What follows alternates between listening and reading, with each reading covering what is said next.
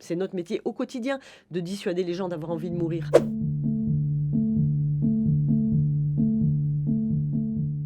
Le délit d'entrave et le délit d'incitation ont tous les deux été supprimés dans cette version du texte. Qu'est-ce que ça signifie concrètement pour vous, Claire Alors, Fourcade? je pense que c'est la concession du gouvernement. Le gouvernement qui avait donné un avis favorable à l'aggravation des peines sur le délit d'entrave a changé d'avis et c'est le gouvernement qui a demandé aux parlementaires de supprimer à la fois le délit d'entrave et le délit d'incitation parce que je pense que les soignants ont su faire remonter à quel point cette question du délit d'entrave était ingérable. C'est notre métier et en particulier par exemple celui des psychiatres, mais c'est notre métier au quotidien de dissuader les gens d'avoir envie de mourir. Essayer de redonner l'envie de vivre même quand la vie est comptée, même quand elle Et est d'ailleurs, vous l'aviez compliquée. dit à ce micro, vous, s'il y avait un délit d'entrave, vous étiez prêt à risquer la prison. En tout cas, voilà, en tout cas pour moi, il n'était pas question de changer la manière dont on écoute et dont on accompagne les patients et de se sentir contraint ou de se sentir menacé. On ne peut pas travailler sous la menace. Donc pour moi, c'était évident que je devais continuer à travailler en ne tenant pas compte de cette menace.